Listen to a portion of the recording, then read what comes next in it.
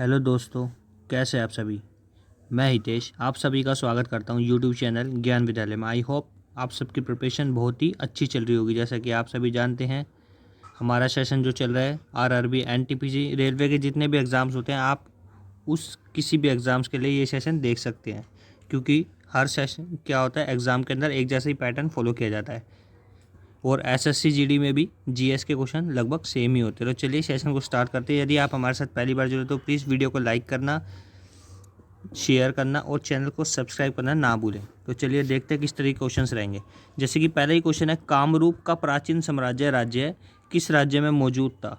ठीक है, तो ये क्वेश्चन दो तरीके से बन सकता है। जैसे कि आपसे पूछ लिया कामरूप का प्राचीन राज्य, यानी कि कामरूप किस राज्य का प्राचीन नाम था। ठीक है, तो किस राज्य का था, बेसिकली आसाम स्टेट का। तो option number C will be our right answer. ठीक है, अब बात यहाँ आती है कि और भी कौन कौन से होते हैं। जैसे कि बहुत ही इंपॉर्टेंट है जैजा भुक्ति। ठीक है, जैजा भुक्ति किस राज्य का या किसका पुराना नाम है, तो किसका है ये, बुंदेलखंड का। ठीक है, तो ये चीज़ आप याद रखेंगे। और दूसरा आपसे पूछ लेगा उज्जैन का पुराना नाम, तो अवंती। तो इस तरीके से आप याद कर सकें। तो चलिए आगे बढ़ते हैं। Option number C will be our right answer. अगला क्वेश्चन है, श्रीलंका राष्ट्र की पहली राजधानी कौन सी थी।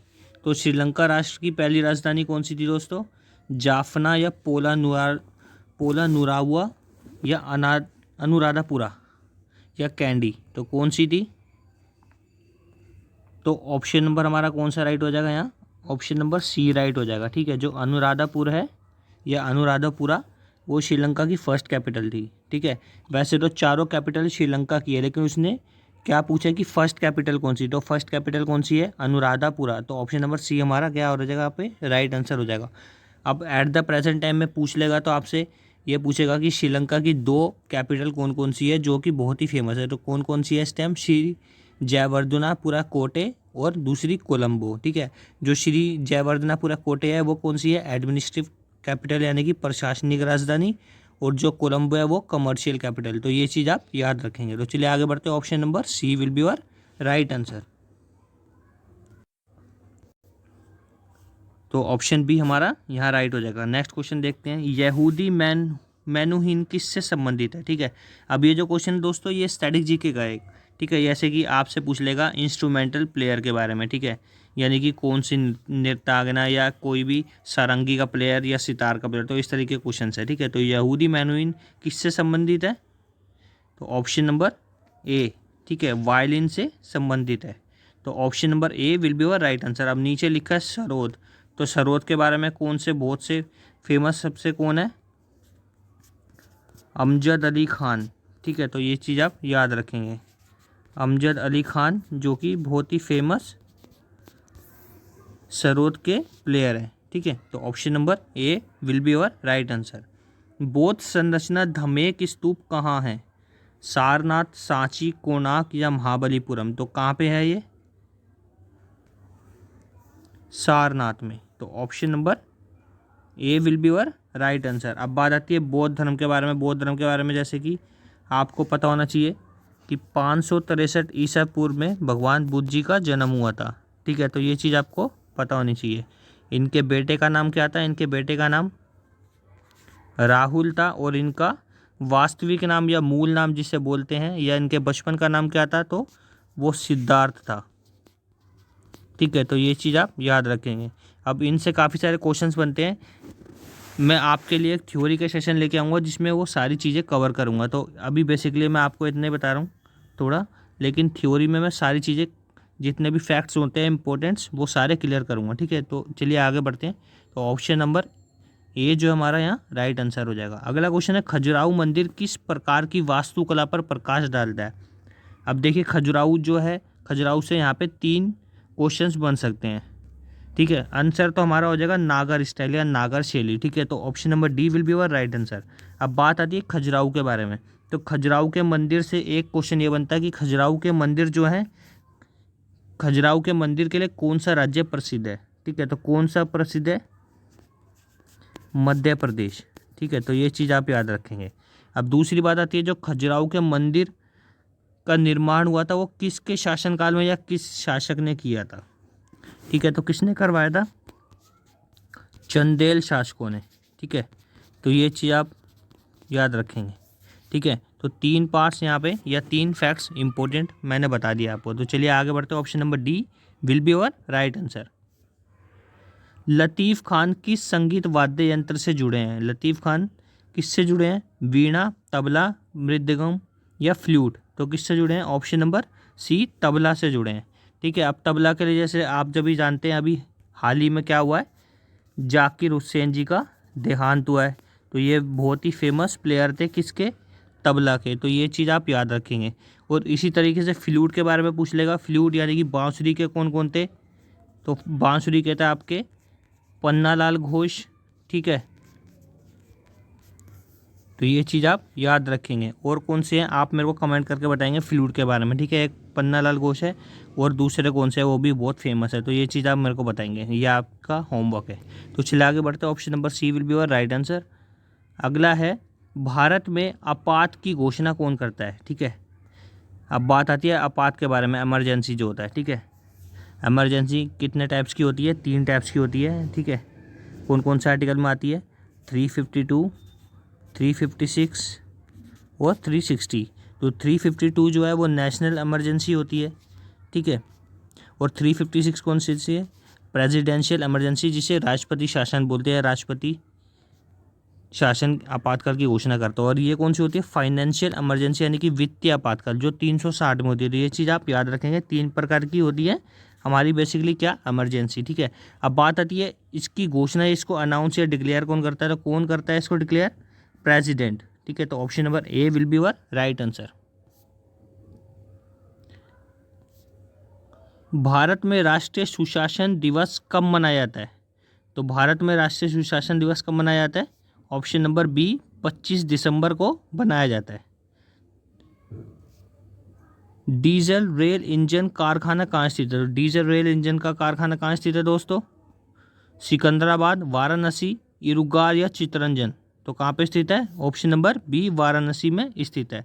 इसी तरीके से आपसे बहुत क्वेश्चन बनते हैं। आपसे पूछ लेगा कि डीजल रेल इंजन के पहिए कहाँ बनते हैं, तो ये चीज़ आपको पता होनी चाहिए। ठीक है, अगला क्वेश्चन है, निम्नलिखित में से CEC का अर्थ क्या है? अभी आपसे फुल फॉर्म पूछ रहे हैं दोस्तों। ठीक है, तो CEC का फुल फॉर्म क्या होता है? चीफ इलेक्शन कंट्रोलर या central election commission, chief election commissioner या कॉमन इलेक्शन कोड? तो कौन सा राइट हो जाएगा यहाँ? ऑप्शन नंबर सी, यानी कि मुख्य चुनाव आयुक्त राइट हो जाएगा। ठीक है, अब मुख्य चुनाव आयुक्त या इलेक्शन के बारे में किस आर्टिकल में दर्शाया गया है? तो ये भी आपसे पूछता है, तो ये आपको पता होना चाहिए 324 आर्टिकल में।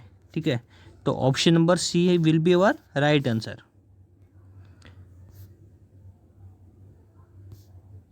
नेक्स्ट क्वेश्चन है, गणगौर भारत के किस राज्य का प्रसिद्ध त्योहार है? तो गणगौर किस राज्य का प्रसिद्ध त्योहार है? ऑप्शन नंबर ए राजस्थान का। ठीक है, तो यहाँ पे कौन कौन से होते हैं? गणगौर होता है। ठीक है, सुईसिनी होता है। ठीक है, तो ये चीज़ आप याद रखेंगे। सुईसिनी होता है, और बहुत ही एक फेमस कौन सा है? घूमर। ठीक है, और एक कौन सा होता है? तेरह ताली। तो ये सब कहाँ होते हैं? राजस्थान में। गुजरात का कौन सा है? गुजरात का हाल ही में अभी बहुत ही चर्चा में चल रहा है रण उत्सव। ठीक है, तो रण उत्सव कहाँ पे होता है? गुजरात में होता है। ठीक है, और यहाँ का डांडिया होता है। ठीक है, जो कि बहुत ही फेमस है, जो कि नवरात्र के टाइम पे किया जाता है। तो ये चीज़ आप याद रखेंगे। और महाराष्ट्र का लामड़ी लास्या। ठीक है, और कौन सा होता है? रंगोली होता है, तमाशा होता है। ये चीज़ आप याद रखेंगे। तो चलिए आगे बढ़ते हैं। Option number A will be your right answer. विश्व धरोहर स्थल बेसिलिका ऑफ बॉम जीसस किस राज्य में स्थित है? यानी कि आपसे बेसिकली पूछ रहा है कि वर्ल्ड हेरिटेज साइट है basilica of Bom Jesus located, तो कहाँ स्थित है? गोवा, आंध्र प्रदेश, तमिलनाडु या केरल? तो कहाँ स्थित है दोस्तों? ऑप्शन नंबर ए गोवा में स्थित है। तो option number A will be your right answer. अब बात आती है गोवा से क्या क्या क्वेश्चन बनता है। तो गोवा सर्वप्रथम राज्य है कौन सा जहाँ पे 44 आर्टिकल कौन सा होता है हमारा? UCC, यानी कि समान नागरिक संहिता, यूनिफॉर्म सिविल कोड लगाया गया था। ठीक है, अब बात आती है गोवा के बारे में। तो गोवा पे कब्जा किया था कब? 1510 में पुर्तगालियों ने। ठीक है, फिर उसके बाद क्या हुआ? 1987 यानी कि 1987 में क्या हुआ था, इसको पूर्ण राज्य का दर्जा प्राप्त हुआ था। ठीक है, तो ये चीज़ आप याद रखेंगे। तो चलिए आगे बढ़ते हैं। Option number A will be your right answer. Making India awesome पुस्तिका के लेखक कौन है? Who is the author of the book making India awesome? तो किसने लिखी है making India awesome? Option number D Chetan Bhagat ji ने लिखी है। चेतन भगत जी की बहुत सी बुक्स पूछते हैं एग्जाम्स के अंदर, जैसे कि हाफ गर्लफ्रेंड, काफ़ी सारी बुक्स हैं। ठीक है, तो आपको याद होनी चाहिए सारी। ठीक है, कैलाश सत्यार्थी, अरुंधति रॉय, ठीक है, ये सब क्या है, फेमस ऑथर हैं, तो इन सब के बारे में आपको पता होना चाहिए। मैंने बुक का एक सेशन बना रखा है, आप देख सकते हैं जाकर। तो ऑप्शन नंबर डी यहाँ राइट हो जाएगा। अगला क्वेश्चन है, किस भारतीय राज्य की पहली मुख्य मंत्री रह चुकी है? कौन लेडी थी जो मुख्यमंत्री रह चुकी है? तो कौन रह चुकी है? सुचेता कृपलानी। और कहाँ की रह चुकी है? तो यूपी स्टेट की रह चुकी है। ठीक है, तो ये आपको याद रखना है। तो option number D will be your right answer. ठीक है, मायावती, सुषमा स्वराज। सुषमा स्वराज कौन थी? दिल्ली की सीएम रह चुकी हैं। ठीक है, तो ये चीज़ आप याद रखेंगे। मिडनाइट चिल्ड्रंस के लेखक कौन है? तो मिडनाइट चिल्ड्रंस जो है बहुत ही फेमस बुक है, किसकी है? सलमान रुश्दी की है। तो option number D will be your right answer. अगला क्वेश्चन है, 1928 में बारदोली सत्याग्रह अंततः डैश के नेतृत्व में किया गया था। तो बारदोली सत्याग्रह किसने किया था? तो बारदोली सत्याग्रह किया था किसने? वल्लभ भाई पटेल जी ने। अब बात आती है वल्लभ भाई पटेल जी ने किया था। इनको जो सरदार का टाइटल दिया था, सरदार का टाइटल जो बारदोली सत्याग्रह में जिन्होंने नेतृत्व किया था महिलाओं ने, उन्होंने इनको सरदार का टाइटल दिया था। तो पूछ लेता है कि सरदार का टाइटल इनको किसने दिया था? तो ये चीज़ आप याद रखेंगे। ठीक है, तो option number B will be your right answer. Riyal किस देश की मुद्रा है? तो रियाल किस देश की मुद्रा है दोस्तों? चाइना, क्यूबा, ब्राज़ील या गाम्बिया? तो रियाल कहाँ की मुद्रा है? ऑप्शन नंबर सी ब्राज़ील की मुद्रा है। ठीक है, तो ब्राज़ील की करेंसी कौन सी है? रियाल। तो option number C will be your right answer. प्राचीन काल में अवध को किस नाम से जाना जाता था? तो अवध को किस नाम से जानते थे दोस्तों? काशी, कौशल या कौशाम्बी या कपिल वस्तु? तो ऑप्शन नंबर बी कौशल। ठीक है, तो कौशल को किस नाम से जानते थे हम? अवध के नाम से आज के टाइम में या आज के युग में हम जानते कौशल को अवध के नाम से। ठीक है, अब बात आती है कौशाम्बी, कपिल वस्तु। कपिल वस्तु के बारे में तो आपको पता ही होगा, जैन धर्म से रिलेटेड है, बहुत ही इंपॉर्टेंट है। ठीक है, तो ये चीज़ आप याद रखेंगे।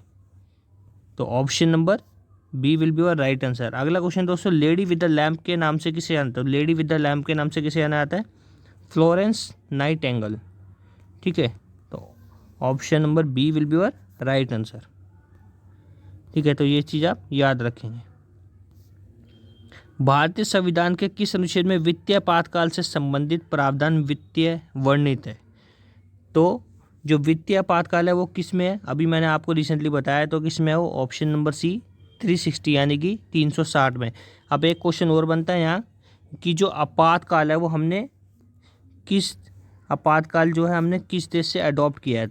तो किस देश से किया है? जर्मनी के वीमर कॉन्स्टिट्यूशन से। तो ये भी आप याद रखेंगे। तो चलिए आगे बढ़ते हैं। Option number C will be your right answer. अगला क्वेश्चन दोस्तों, निम्नलिखित में से किसका उपयोग कारों में प्रतिहीम कारक के रूप में किया जाता है? तो किसका किया जाता है? मस्टर्ड गैस या नेपथलीन या इथिलीन ग्लाइकोल या सिट्रिक एसिड? तो ऑप्शन नंबर सी यानी कि एथिलीन ग्लाइकोल का यूज किया जाता है। किसके लिए? कारों में प्रतिहीम कारक के रूप में किया जाता है। ठीक है, अगला क्वेश्चन है, निम्नलिखित में से कौन सा कार्बनिक यौगिक फोटोग्राफी में उपयोग किया जाता है? तो कौन सा किया जाता है फोटोग्राफी में उपयोग? ऑक्सैलिक एसिड या एलेथ्रीन, पायरेथ्रीन या बिस्फेनॉल ए? तो ऑप्शन नंबर ए ऑक्सैलिक एसिड यूज किया जाता है किसमें? कार्बनिक यौगिक यानी कि फोटोग्राफी के यूज में किया जाता है। ठीक है, अगला क्वेश्चन दोस्तों, मित्रता के प्रतीकों वाली लेखन की प्राचीन शैली को क्या कहा जाता है? तो मित्रता के प्रतीकों वाली लेखन की प्राचीन शैली को क्या कहते हैं? हायरोग्लाइफिक्स कहते हैं। ठीक है, is the ancient style of writing containing symbols of friendship. अगला क्वेश्चन दोस्तों, बर्लिन की दीवार किस वर्ष ध्वस्त की गई थी? तो बर्लिन की दीवार कब की गई थी? Option number B will be our right answer यानी कि 1989 में। ठीक है, 1989 61 में ये दीवार बनी थी। तो ये चीज़ आप याद रखेंगे। 2 भागों में क्या हो गया था, विभाजन हो गया था बर्लिन का, पूर्वी बर्लिन और पश्चिमी बर्लिन। ठीक है, तो ये चीज़ आपको पता होनी चाहिए। तो option number B will be our right answer. चलिए आगे देखते हैं अगला क्वेश्चन कौन सा है। वियतनाम युद्ध को किस अन्य नाम से भी जाना जाता है? तो वियतनाम युद्ध को किस अन्य नाम से जाना जाता है? सेकेंड इंडो चाइना वॉर के नाम से भी जाना जाता है वियतनाम के युद्ध को। अगला क्वेश्चन है, स्वतंत्रता से पहले देश भारत का सबसे बड़ा राज्य था। तो कौन था? हैदराबाद, क्योंकि हैदराबाद का निज़ाम जो था, हैदराबाद का मतलब जो एरिया था काफ़ी बड़ा था, विस्तृत फैलाव था उसका। ठीक है, तो अगला क्वेश्चन, निम्नलिखित में से किस राज्य ने सदर सम्मेलन को अपना राज्योत्सव घोषित किया? तो किसने किया? तेलंगाना। तो option number C will be our right answer. Next question है, हाल ही में अंडमान और निकोबार की राजधानी पोर्ट ब्लेयर का नाम बदलकर क्या कर दिया है? दोस्तों ये जो क्वेश्चन है रिसेंटली करंट अफेयर का क्वेश्चन है, तो ये चीज़ आप याद रखें। तो ऑप्शन कौन सा याद यहाँ पे राइट होगा? श्री विजयपुरम जो है उसका नाम चेंज कर दिया, पोर्ट ब्लेयर का नाम बदल के क्या कर दिया? श्री विजयपुरम। इसी के साथ दोस्तों हमारा सेशन खत्म होता है। यदि आपको अच्छा लगा तो प्लीज़ ज़्यादा शेयर करें, लाइक करें और चैनल को सब्सक्राइब करना ना भूलें। Thanks for watching my session.